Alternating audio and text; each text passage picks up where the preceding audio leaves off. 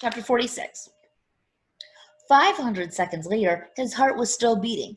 Mr. Pendensky screamed. The lizard, which had been in the cereal box, was sprinting towards him. Mr. Sir shot it in midair. Stanley felt the blast shatter the ground around him. The lizard scurried frantically across his very still body. He did not flinch. A lizard ran across his closed mouth. He glanced at Zero, and Zero's eyes met his. Somehow, they were both still alive, at least for one more second. One more heartbeat. Mr. Sir lit a cigarette. I thought you quit, said one of the other counselors. Yeah, well, sometimes sunflower seeds just won't cut it. He took a long drag on his cigarette. I'm going to have nightmares for the rest of my life. Maybe we should just shoot him, suggested Mr. Pendensky. Who? Asked the counselor. The lizards or the kids? Mr. Pendensky laughed grimly. The kids are going to die anyway, he laughed again. At least we got plenty of graves to choose from. We got time, said the warden. I've waited this long. I can wait another few. Her voice trailed off. Stanley felt the lizard crawl in and out of his pocket. We're going to keep our story simple, said the warden. That woman's going to ask a lot of questions. The AG will most likely initiate an investigation. So this is what happened. Stanley tried to run away in the night, fell in a hole, and the lizards got him. That's it. We're not even going to give them Zero's body. As far as anybody knows, Zero doesn't exist. Like Mom said, we got plenty of graves to choose from.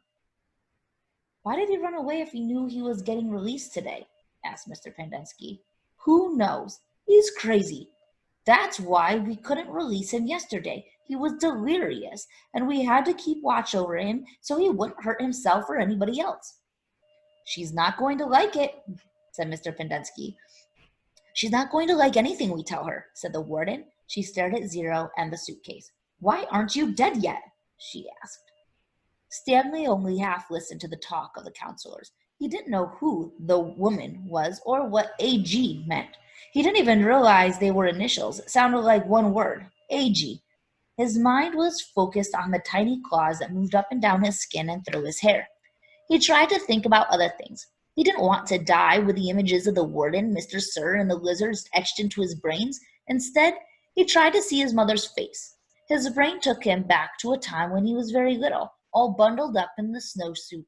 He and his mother were walking hand in hand, mitten in mitten, when they both slipped on some ice and fell and rolled down into a snow-covered hillside.